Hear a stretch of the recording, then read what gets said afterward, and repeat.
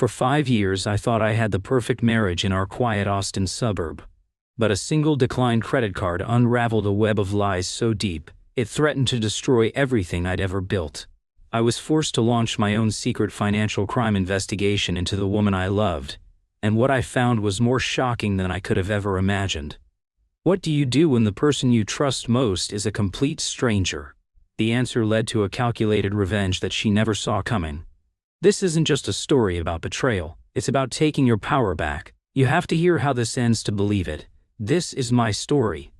If you enjoyed this video or found it helpful, go ahead and give it a like. It really helps me out. And if you haven't already, hit that subscribe button so you don't miss any future videos. Thanks a bunch. The moment my world began to fracture, it didn't happen with a scream. It happened with a quiet digital beep and a look of pity from a man named Dale, whose beard was flecked with sawdust. We were at a specialty lumber yard south of Austin. The kind of place that smells like cedar and honest work. I was picking up a shipment of reclaimed longleaf pine for our client's fireplace mantel, a detail I'd been obsessing over for weeks. This was my thing. I'm an architect, and the details are where I live. Sorry man, Dale said, sliding my corporate card back across the dusty counter. It's declined. I stared at him, then at the card. Impossible. I had checked the balance just last week. There was more than enough to cover this. Can you try it again? Must be a system glitch. I did. Same quiet, damning beep. A hot flush of shame crawled up my neck. A couple of contractors behind me in line shifted their weight, their impatience a tangible force. I fumbled for my personal debit card, praying it would go through. It did, but the damage was done. The transaction drained my personal checking account to a dangerously low number, but the real cost was the look on Dale's face. It was the look of a man who'd just seen something private and messy. Driving home, I couldn't shake the feeling of deep, gnawing unease. This wasn't just an overdraft. It was a crack in the foundation of the life I had meticulously designed. A life with my wife, Chloe. Chloe and I had been married for 5 years. On the surface, we were the postcard couple for our quiet, manicured suburb. We lived in a house I had designed myself. A modern, open-concept space with clean lines and massive windows that overlooked the Texas hill country. Chloe worked in marketing, and she was brilliant at it. She was charismatic, beautiful, and possessed an almost supernatural ability to make everything around her seem perfect. Our home was always immaculate. Our social media feeds were a curated gallery of weekend winery trips and charity galas. And our relationship, I thought, was the bedrock of it all. But there were things, small things. A tension that would flicker in her eyes when I'd bring up our savings goals. A defensiveness when I'd ask about a credit card bill that seemed a little high. She'd brush it off with a dazzling smile and a casual, "Don't worry about it, honey. I'm handling it." She'd call me her adorable worrier, and accuse me gently of having a scarcity mindset. And because I loved her, because I wanted to believe in the perfect picture she painted, I let it go. I chose to believe the story she was selling, because the alternative was too terrifying to consider. When I walked through the door that afternoon, the house was silent. Chloe was in our home office, the soft glow of her laptop screen illuminating her focused expression. She looked up and smiled, the same 1,000-watt smile that had disarmed me on our first date. "Hey you," she said, her voice like honey. "How was the lumber yard?" I leaned against the doorframe, trying to keep my voice even. "It was fine. The card was declined, Chloe." Her smile didn't falter, but something in her eyes tightened. It was a micro-expression I had learned to recognize, the drawing of a curtain. "Oh, that's so weird. I probably just forgot to transfer some money over. It's no big deal." "It felt like a big deal," I said, my voice firmer than I intended. "I had to use our personal debit. It pretty much wiped us out until my next check clears." She finally closed her laptop and swiveled in her chair to face me. The warmth was gone, replaced by a cool, appraising look. "Mark, you're overreacting. It was a simple mistake. Why are you trying to turn this into some huge drama?" And there it was. Flip. Suddenly, the issue wasn't the declined card, it was my reaction to the declined card. It wasn't her lack of transparency, it was my drama. This was a dance we'd done before, a subtle manipulation that always left me feeling confused and vaguely ashamed, as if I were the one in the wrong for simply asking a question. "I'm not trying to start drama, Chloe. I'm trying to understand why our business account, which should have 5 figures in it, doesn't have enough to cover a few $1,000s worth of wood. I told you, I'm handling it, she snapped, her voice sharp. Do you not trust me? After everything? I manage our finances because you said you hated it. Now you want to micromanage every single transaction. You can't have it both ways. I felt my resolve crumble. This is what she did. She was a master of turning a legitimate concern into a personal attack on her character, forcing me to retreat and apologize just to restore the peace. I was so desperate for the peace. My parents had fought constantly about money, their bitter arguments the soundtrack to my childhood. I'd sworn my home would be different. It would be a sanctuary. Okay, I said, the fight draining out of me. Okay, I'm sorry. I'm sorry. I was just embarrassed. She softened instantly, the curtain lifting. She stood up and wrapped her arms around my neck. I know, baby, I'm sorry too. I'll fix it right now, I promise. Don't you worry your handsome architectural head about it. She kissed me, and for a moment the foundation felt solid again. But that night, as she slept soundly beside me, I lay awake, staring at the ceiling, the quiet beep of that credit card machine echoing in the dark. The architect in me couldn't let a crack in the foundation go unexamined. Around 2 a.m., I slipped out of bed and went to the office. With trembling hands, I typed in the password to our online banking portal, a password Chloe had set and helpfully saved for me. The business account was just as I'd feared. The balance was a paltry $300. Scrolling through the transaction history, I saw a series of large transfers out, all labeled inter-account transfer.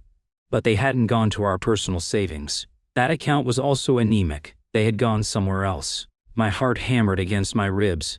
My next click was to the credit card statements.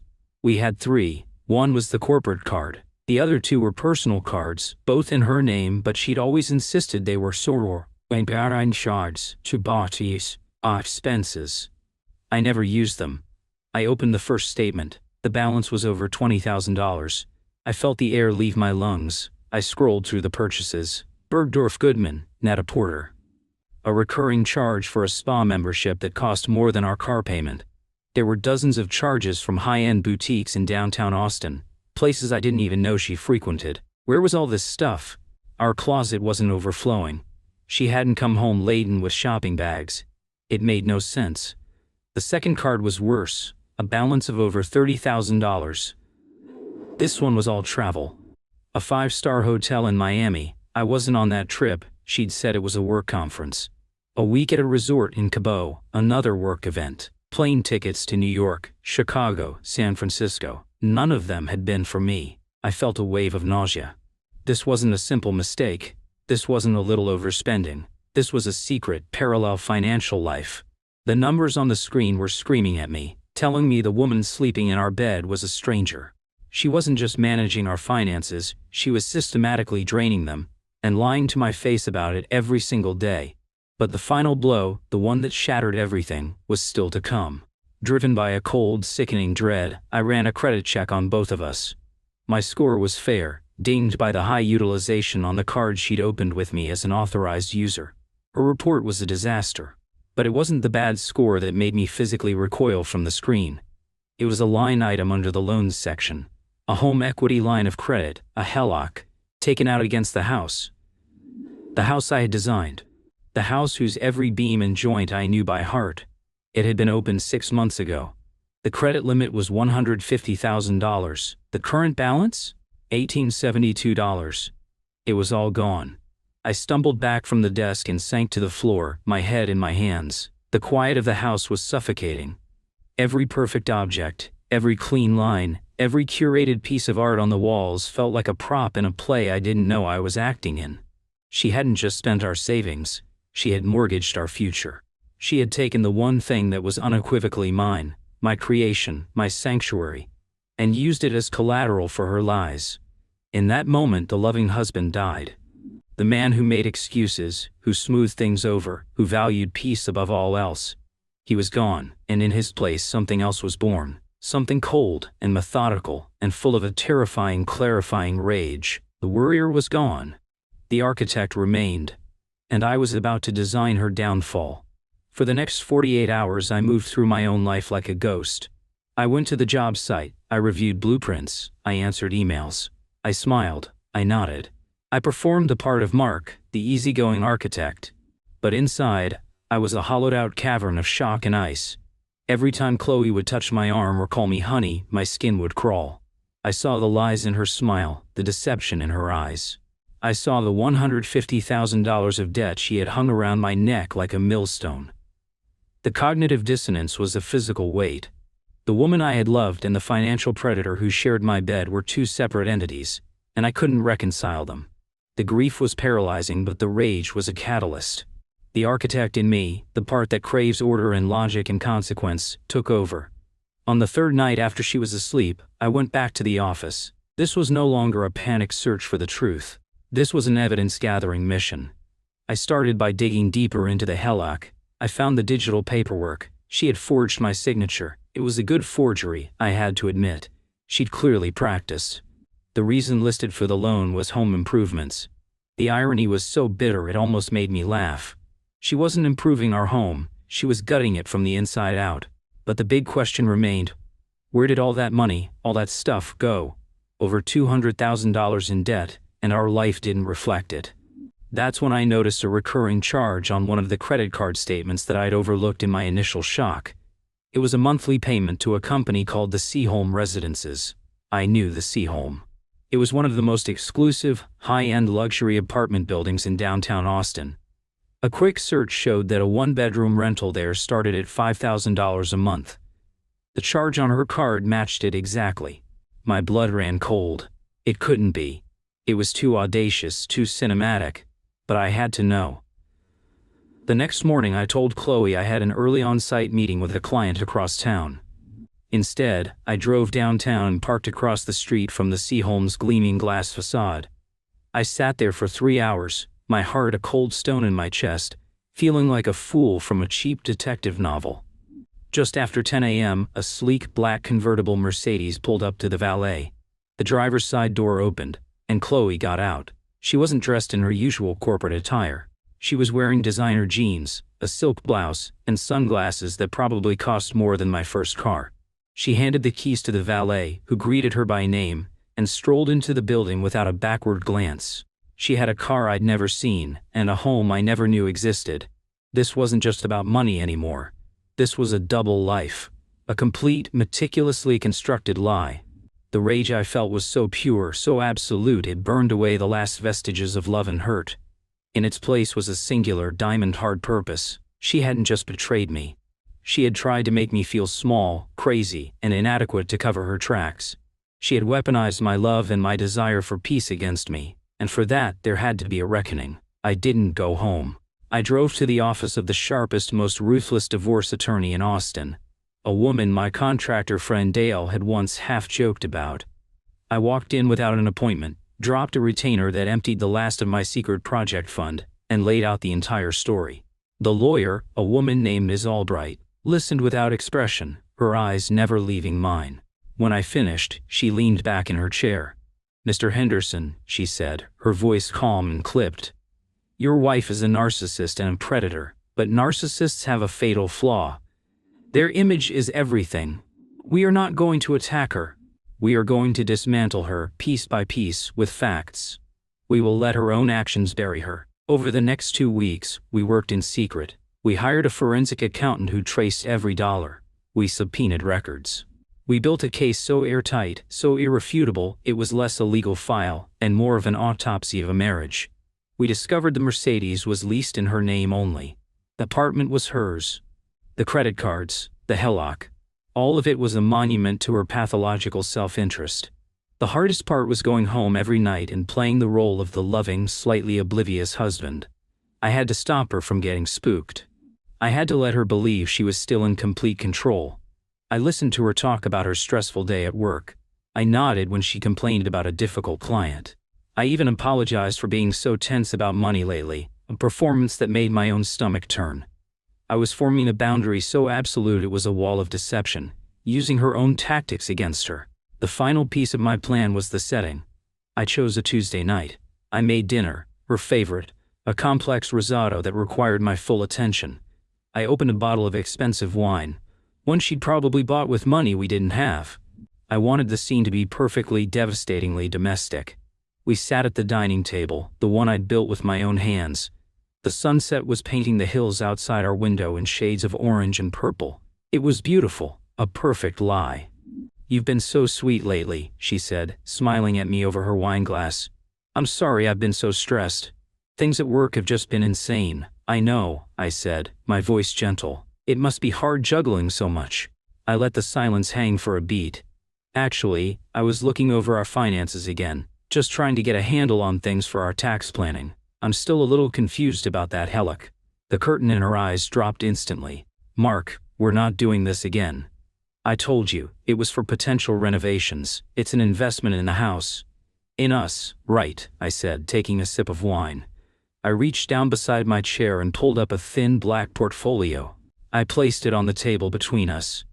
"The thing is, the forensic accountant I hired had a few questions." Her face went pale.